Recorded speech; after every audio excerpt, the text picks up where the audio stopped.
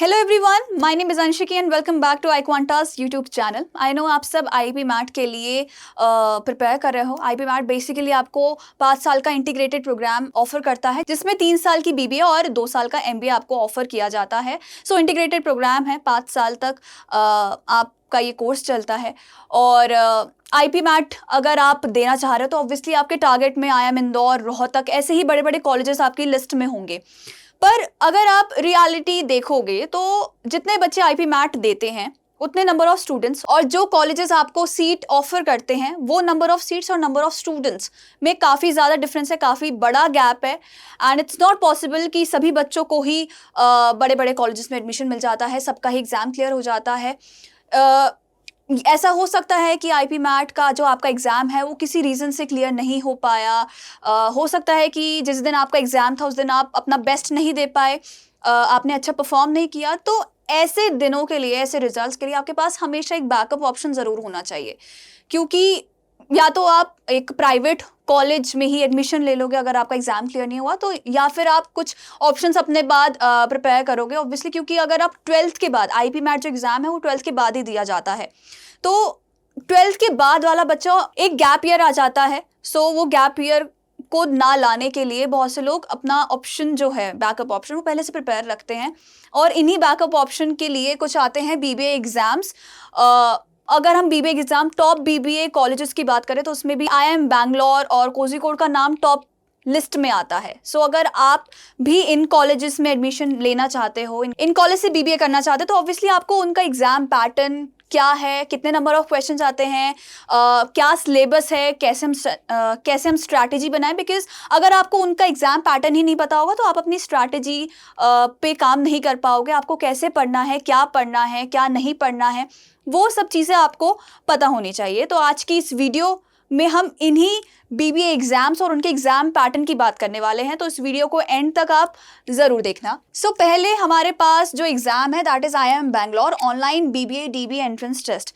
Obviously IIM Bangalore top college में एक है, जिसमें हम ABC की बात करते हैं। ABC कॉलेजेस में से एक बैंगलोर की बात होती है, और IIM बैंगलोर आपने भी देखा होगा, अगर आपने 3 इडियट्स मूवी देखी है तो उसकी शूटिंग भी इसी कॉलेज में हुई थी। तो ऑब्वियसली इस कॉलेज का, अगर आपने वो मूवी देखी है तो आपको एक आइडिया लग गया होगा तो ये कॉलेज कितना बड़ा है, कितना सुंदर भी आपने ये भी देखा होगा। तो अगर आपको इस कॉलेज में एडमिशन चाहिए तो ऑब्वियसली आपको ये एंट्रेंस टेस्ट देना पड़ेगा। अगर आपने नोटिस किया होगा तो इधर ऑनलाइन बीबीए लिखा है, दैट मीन्स कि ये कॉलेज आपको ऑनलाइन बीबीए कोर्स ऑफर करता है। काफी स्टूडेंट्स के मन में क्वेश्चन होगा कि ऑनलाइन बीबीए है तो आपकी जो आगे की प्लेसमेंट्स होंगी, जो भी जॉब अपॉर्चुनिटीज होंगी, उनमें ये मेंशन होगा कि आपने ऑनलाइन बीबीए किया है। बट ऐसा नहीं है। जब आपको डिग्री मिलती है तो डिग्री में कहीं पे भी ऐसा मेंशन नहीं होता है कि आपने ऑनलाइन बीबीए कोर्स किया है। बाकी जैसे ऑफलाइन बीबीए कोर्सेज की डिग्री होती है, वैसे ही आपकी इस कोर्स की भी डिग्री आपको मिलती है। अगर आप एग्जाम पैटर्न देखोगे तो यहाँ पे आपके सामने 4 सेक्शंस है, that is quantitative aptitude plus data interpretation, verbal ability plus reading comprehension,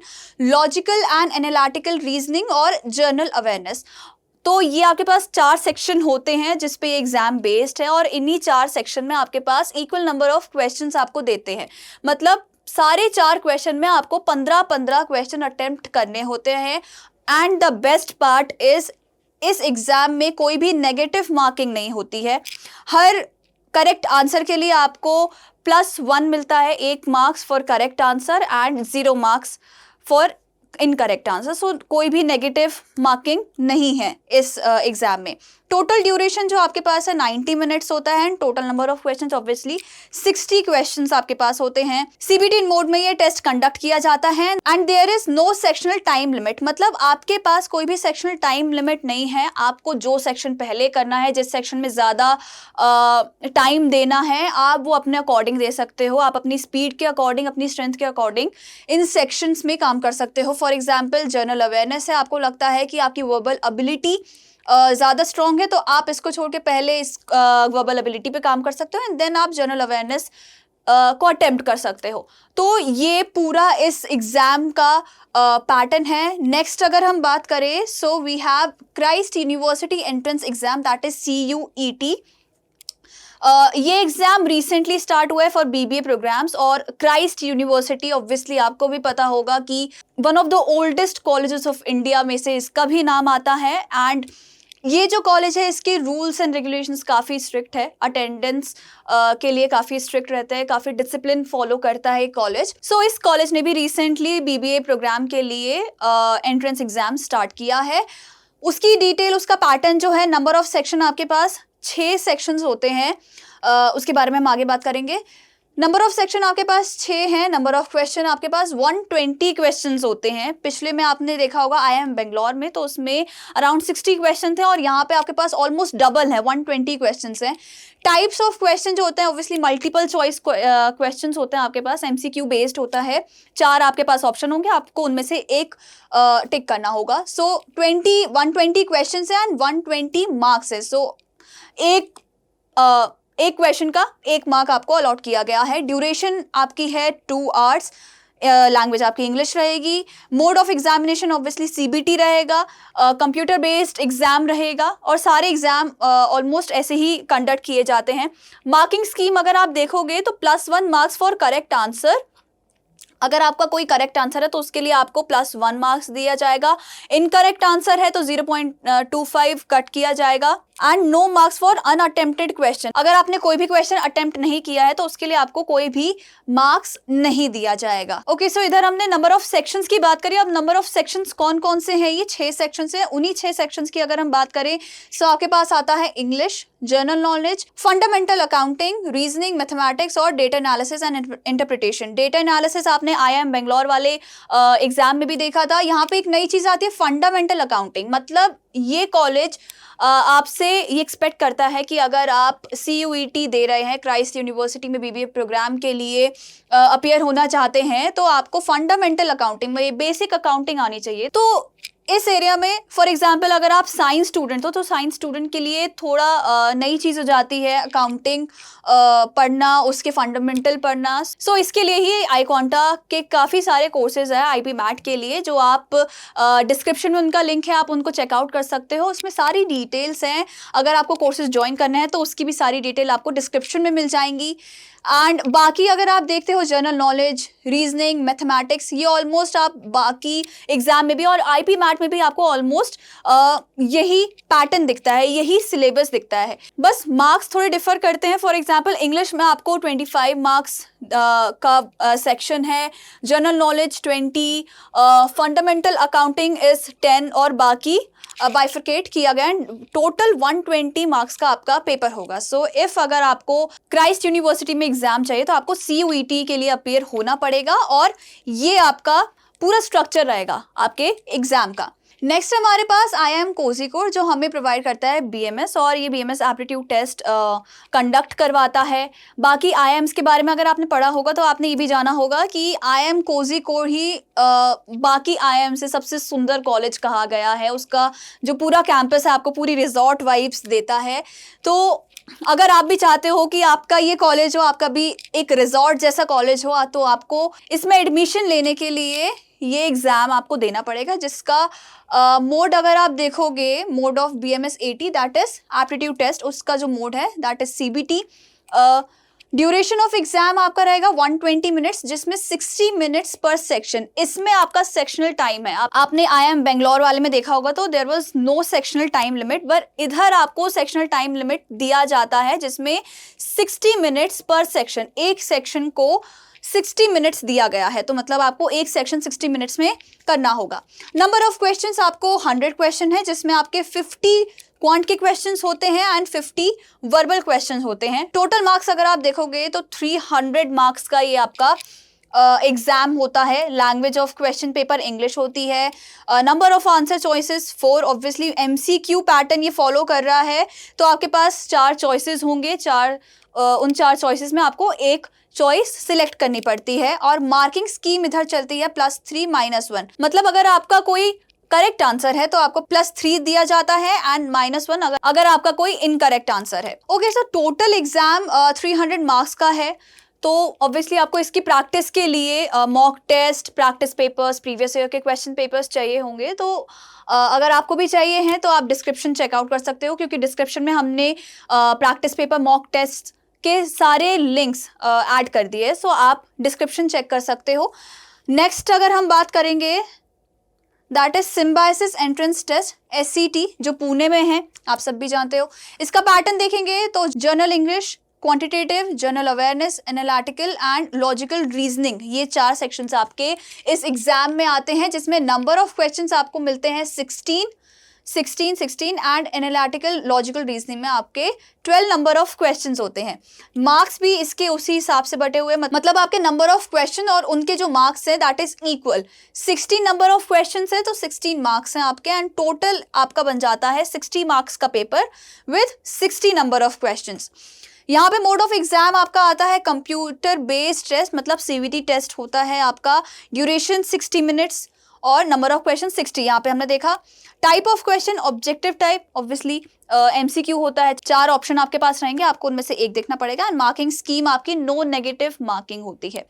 तो ये आपका प्लस पॉइंट है कि यहाँ पे आपके लिए कोई भी नेगेटिव मार्किंग नहीं की जाएगी अगर आपका कोई क्वेश्चन गलत होता है तो। नेक्स्ट आता है हमारे पास national test for programs after 12, that is NPAT। So basically ये भी 3 मेजर सेक्शंस फॉलो करता है, quantitative reasoning, logical reasoning, verbal reasoning. अगर आप अभी तक आपने नोटिस किया होगा तो जैसे मैंने आपको पहले भी बताया कि IP मैट का जो सिलेबस चलता है, IP मैट के जो सेक्शंस कवर होते हैं वो ही इन BB एग्जाम्स में भी कवर होता है। तो अगर आपको ये BB एग्जाम्स के लिए अपीयर होना है, इनके लिए प्रिपेयर करना है, तो आपको जो आप IP मैट के लिए पढ़ रहे हो वही आपको इन एग्जाम्स के लिए भी पढ़ना पड़ेगा। आपको कुछ एक्स्ट्रा पढ़ने की जरूरत नहीं है, बस कुछ एग्जाम्स है जहाँ पे आपको जनरल अवेयरनेस पूछी जाती है, तो ऑब्वियसली उसके लिए भी आपको जनरल अवेयरनेस, जो भी हॉट टॉपिक्स हैं देश दुनिया की, इंटरनेशनल, नेशनल न्यूज़ जो भी चल रही है, आपको वो पता होनी चाहिए। बाकी ऑलमोस्ट जो सिलेबस है IP मैट और BB एग्जाम्स का ऑलमोस्ट सेम रहता है।